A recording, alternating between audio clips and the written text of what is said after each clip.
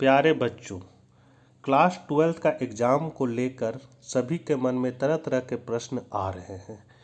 एक प्रिय छात्र ने, जिनका नाम पल्लव दास है, कमेंट करके पूछ रहे थे कि सर क्वेश्चन का पैटर्न कैसा रहेगा। इसी तरह की समस्याएं बहुत सारे बच्चों के साथ है। तो मैं कहना चाहूँगा कि मार्च अंतिम तक में क्लास 12 का एग्ज़ाम हो सकता है। इसके लिए विभागीय चिट्ठी भी जारी कर दिया गया है, जिसको मैंने कम्युनिटी टैब में डाल दिया है। आप लोग उस चिट्ठी को देख सकते हैं। परीक्षा का पैटर्न का बात जहाँ तक है तो टर्म 1 और टर्म 2 का एग्ज़ाम आपका एक ही साथ होगा। टर्म 1 में तो ऑब्जेक्टिव क्वेश्चन रहेगा 40 मार्क्स का, वो आपको पता है। टर्म 2 में जो पैटर्न रहेगा क्वेश्चन का वो रहेगा वेरी शॉर्ट। जो क्वेश्चन आंसर है वो आपको टोटल प्रश्न रहेंगे 7, आपको लिखना रहेगा 5 और प्रत्येक क्वेश्चन का मार्क्स रहेगा 2। तो ये वेरी शॉर्ट क्वेश्चन आंसर रहेगा। दूसरा में है आपका शॉर्ट आंसर। शॉर्ट आंसर में हम लोग देखते हैं कि टोटल क्वेश्चन रहेगा 7, जिसमें आपको बनाना रहेगा 5 और ये आपका 3 मार्क्स का रहेगा। इसको समझ गए। अब हम लोग लॉन्ग पे आते हैं। तो लॉन्ग में हमको टोटल क्वेश्चन कितना रहेगा 5 और बनाना रहेगा 3 और इसका मार्क्स रहेगा 5 नंबर का। तो ये 3 पैटर्न है, वेरी शॉर्ट आंसर और लॉन्ग आंसर। इसमें से जो शॉर्ट आंसर है, वेरी शॉर्ट आंसर, वो 10 मार्क्स का, फिर शॉर्ट आंसर आपका 15 मार्क्स का होगा और लॉन्ग आंसर आपका 15 मार्क्स का। टोटल हो गया मेरा कितना 40 मार्क्स का। तो टर्म 1 40 मार्क्स का, टर्म 2 40 मार्क्स का और आपको कह सकते हैं इंटरनल असेसमेंट जो है वो आपका 20 मार्क्स का होगा। आपको पास करने के लिए 33 मार्क्स लाना अनिवार्य है, लेकिन आप लोग बढ़िया से वीडियो देखकर आप लोग तैयारी कीजिए। सारा महत्वपूर्ण क्वेश्चन को मैंने बताया है। टर्म 1 के लिए ऑब्जेक्टिव क्वेश्चन बता दिया है और टर्म 2 का जो परीक्षा उपयोगी प्रश्न है वो भी मैंने वीडियो के माध्यम से बता दिया है। उसको आप लोग जाके प्लेलिस्ट से जाके देख सकते हैं और अपनी तैयारी को मजबूत कर सकते हैं। प्यारे बच्चों, परीक्षा का पैटर्न 12th का कैसा रहेगा ये आप लोग जान गए हैं। अभी मैं कोरिलेशन क्लास 11th का पढ़ा रहा था, जिसमें से मैंने पार्ट 1 पार्ट 2 करके वीडियो को बता रहा हूँ। क्या है कि कोरिलेशन बहुत लंबा चैप्टर है, जिसमें मैंने पहले थ्योरी पोर्शन को बताया है, फिर कार्ल पियर्सन के मैथ को भी समझाया है, जिसमें हम लोग प्रत्यक्ष विधि मतलब डायरेक्ट मेथड से हम लोग कैसे सॉल्व करेंगे, उसके मैथ को, कार्ल पियर्सन सहसंबंध गुणांक को कैसे निकालेंगे, वो हम लोगों ने जान लिया है। आज हम लोग लघु विधि का प्रयोग करके सहसंबंध को निकालना सीखेंगे। लघु विधि का प्रयोग कब किया जाता है तो यहाँ लिखा हुआ है, प्रत्यक्ष रीति का प्रयोग उसी समय सरलता से किया जा सकता है जबकि समांतर माध्य पूर्ण अंक हो। मतलब जब आपका माध्य जो आएगा वो पूरा नंबर आएगा, जैसे 2, 4, तो हम प्रत्यक्ष विधि से सहसंबंध निकाल सकते हैं। लेकिन अगर मेरा माध्य 2.3, 8.42 इस तरह पॉइंट में आता है तो हमको प्रत्यक्ष विधि से सहसंबंध निकालने में दिक्कतें आ सकती है। इसलिए हम लोग लघु विधि का प्रयोग करते हैं।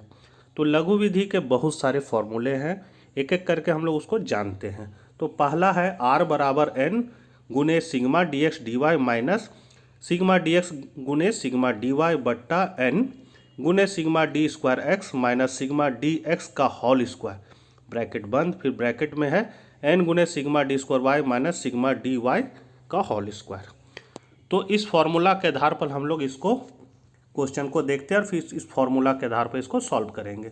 तो मजदूरी दिया हुआ है, रहन सहन का स्तर दिया हुआ है। यहाँ पर हम लोग मजदूरी को लिख लिए हैं। इसके बाद हम लोग क्या करेंगे, इसका हम लोग माध्य निकालेंगे।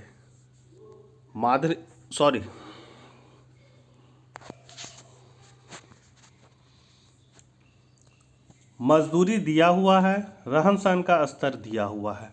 यहाँ पर मजदूरी का हम लोग लिख लिए। इसमें से हम कोई अपने से काल्पनिक माध्य मान लेंगे। जैसे इसमें से हम लोग 100 मान लिए हैं, यहाँ 100 लिख दिए। ये उसके बाद ये x जो मेरा दिया हुआ ये x है, ये 100 को घटाएंगे तो मेरा लिख लेगा dx। तो घटाते हैं, 100 में 100 गया 0, 101 में 100 को माइनस करें तो +1, 102 में 100 को माइनस करेंगे तो 2 आ जाएगा, 102 में फिर 100 को तो 2 100 में 100 0, 99 में 100 को माइनस करेंगे तो -1 आएगा। इस तरह इसको हम इससे घटाते जाएंगे, dx निकल जाएगा। उसके बाद dx का स्क्वायर कर देंगे, मतलब 1 का स्क्वायर 1, 2 का स्क्वायर 4, 2 का स्क्वायर 4, इस तरह स्क्वायर करेंगे, d स्क्वायर x निकल जाएगा। उसके बाद मेरा है रहन सहन का जो स्तर है उसको हम लोग y मान लिए हैं, उसको इस टेबल में लिख लिए। फिर इससे हम एक काल्पनिक माध्यम मान लेंगे जिसमें हम इसमें से एक 95 को यहाँ रख लिए, और फिर हम लोग इसको क्या करेंगे, y से 95 को घटाएंगे तो ये मेरा निकल जाएगा dy। जैसे 98 माइनस 95 तो +3, 99 माइनस 95 तो 4 आ जाएगा। इस तरह घटा के dy निकाल देंगे।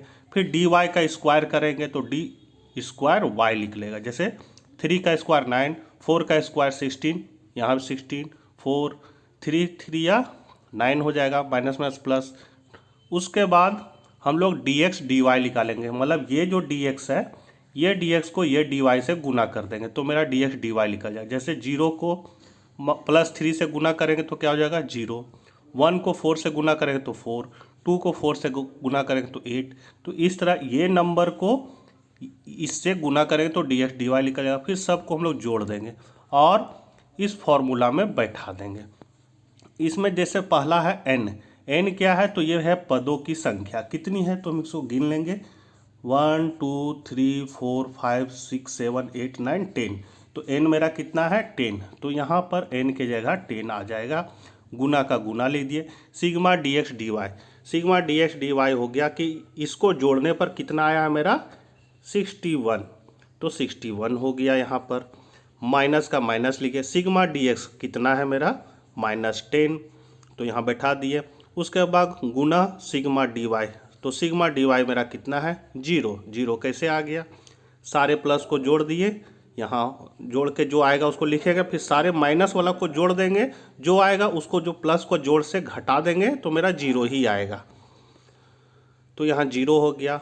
फिर यहाँ n हो गया 10, सिग्मा d स्क्वायर x कितना है, सिग्मा d स्क्वायर x मेरा यहाँ देख सकते हैं 64 है तो 64 लिख दिए।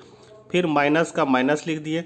फिर सिग्मा dx है तो सिग्मा dx कितना है -10, अब उसका क्या है स्क्वायर है तो -10 का स्क्वायर। ऐसा नहीं करना है कि सिग्मा dx स्क्वायर का मान लिख दे, मतलब सिग्मा d स्क्वायर x का मान नहीं लिखना है, हमको लिखना है सिग्मा dx का होल स्क्वायर है यहाँ। उसके बाद n का 10, सिग्मा d स्क्वायर y कितना है मेरा 96, फिर माइनस सिग्मा dy का होल स्क्वायर, तो ये है मेरा 0 सिग्मा dy, तो यहाँ 0 लिखे, 0 का स्क्वायर। अब ये 0 हट गया। यहाँ पे इसको अगर हम सॉल्व करते हैं तो मेरा आंसर आएगा 0.85। तो ये मेरा r बराबर, मतलब r क्या हो गया सहसंबंध गुणांक कितना निकला 0.85। इसको समझने में दिक्कत नहीं हो सकती है। अब हम लोग आगे बढ़ते हैं, अगला मेथड को भी हम लोग देख लेते हैं। जैसे पिताओं x और उसके पुत्रों y के कदों का माप नीचे इंचों में दिया गया, इन दोनों के बीच सहसंबंध गुणांक को परिकलित कीजिए। तो पिताओं की उम्र को x माने हैं और y मान लिए हैं पुत्रों की कदों को, तो लिख दिए यहाँ x और y। अब ये अलग फॉर्मूला से बनेगा। जैसे लघु विधि में बहुत सारे फॉर्मूले हैं सहसंबंध निकालने के, तो एक फॉर्मूला हम लोग सीख लिए, अब हम लोग दूसरा फॉर्मूला से सीखेंगे। इसमें क्या करेंगे, x दिया रहेगा y दिया रहेगा, x और y को गुना कर देंगे तो xy निकल जाएगा। जैसे 65 को 67 से गुना करेंगे तो मेरा आ जाएगा 4355, फिर 66 को 56 से गुना करेंगे तो 3696 आ जाएगा। इस तरह xy कर देंगे गुना करके, यहाँ पर x का स्क्वायर कर देंगे, मतलब 65 गुने 65 तो मेरा आ जाएगा 4225, तो x का स्क्वायर हुआ। फिर 66 गुने 66 करेंगे तो मेरा 4356 आएगा। उसी तरह x स्क्वायर निकल गया। उसी तरह हम y का स्क्वायर करेंगे तो ये y स्क्वायर निकाल, सभी को जोड़ देंगे और इस फॉर्मूला में पुट कर देंगे। ये फॉर्मूला है आर बराबर sigma X Y. Sigma X Y का मान कितना है तो हम लोग देख सकते हैं, सिग्मा एक्स वाई का मान है 36,118, यहाँ लिखा गया। माइनस का माइनस, सिग्मा एक्स कितना है 534, सिग्मा वाई है मेरा 540, ये दोनों ब्रैकेट में है मतलब आपस में गुना होगा, बटा एन। एन क्या हो गया तो पदों की संख्या, इसको गिन लेंगे 1 2 3 4 5 6 7 8, तो यहाँ पर 8 है। उसी तरह यहाँ पर सिग्मा एक्स स्क्वायर कितना है तो 35,788 यहाँ लिख दिए। फिर सिग्मा एक्स, तो सिग्मा एक्स 534, अब इसका होल स्क्वायर, तो 534 का स्क्वायर कर देंगे। फिर एन है बट्टा में तो एन का 8 लिख दिए। उसी तरह सिग्मा वाई स्क्वायर का मान देख के यहाँ बैठाएंगे और इसको सॉल्व कर देंगे। इसको सॉल्व कर देंगे तो मेरा आंसर आ जाएगा 0.44। अब ये दूसरा फॉर्मूला था। अब हम लोग तीसरा फॉर्मूला को भी देख ले। तीसरा फॉर्मूला को बनाना और भी आसान है। एक्स है वाई है, यहाँ एक्स और वाई को लिख लिए पहले। उसके बाद एक्स से अपने से काल्पनिक माध्य ले लेंगे, जैसे हम 6 को ले लिए तो a बराबर 6 लिखेंगे। a मतलब हो गया एज्यूम मीन, काल्पनिक माध्य, ये लिख लेगा मेरा dx। कैसे लिख लेगा तो 6 में इस 6 को घटा देंगे 0, फिर 8 माइनस 6 करेंगे तो 2 आ जाएगा, 12 माइनस 6 करेंगे तो 6 आ जाएगा, 15 माइनस 6 करेंगे तो 9 आ जाएगा। तो इस तरह dx निकल जाएगा। उसी तरह y से अपने से एक काल्पनिक माध्य लेंगे, जैसे हम 15 को लिए तो ये हो गया a बराबर 15। अब y से इस 15 को घटाएंगे तो मेरा dy निकल जाएगा, जैसे 10 माइनस 15 तो -5। उसके बाद ये निकल गया dy। उसके बाद क्या करेंगे, ये जो dx निकाले इसका स्क्वायर कर देंगे तो dx स्क्वायर हो जाएगा, जैसे 2 का 4, 6 का 36, 9 का 81। फिर dy का अगर स्क्वायर करेंगे तो dy स्क्वायर हो जाएगा। फिर इस dx को इस dy से गुना कर देंगे तो मेरा dx dy हो जाएगा, जैसे 0 को -5 से गुना करें तो 0, 2 को -3 से गुना करें तो -6। इस तरह गुना करके निकालेंगे और सबको जोड़ देंगे। उसके बाद इसका फॉर्मूला है आर बराबर, आर मेरा क्या है कार्ल पियर्सन का सहसंबंध। तो आर बराबर sigma dx dy minus N, sigma dx बट्टा एन इंटू सिग्मा dy बट्टा एन रूट के बाहर n रहेगा, फिर रूट सिग्मा dx स्क्वायर बट्टा एन माइनस सिग्मा dx बट्टा एन का होल स्क्वायर। उसी तरह फिर रूट के अंदर सिग्मा dy स्क्वायर बट्टा एन माइनस सिग्मा dy बट्टा एन का होल स्क्वायर। इस फॉर्मूला में यहाँ से देख देख के मान को पुट करेंगे, इसको सॉल्व करेंगे तो मेरा आंसर आ जाएगा 0.96।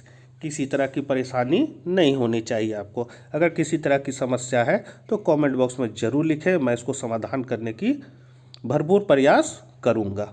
आप लोगों का बहुत बहुत धन्यवाद। जय हिंद, जय भारत।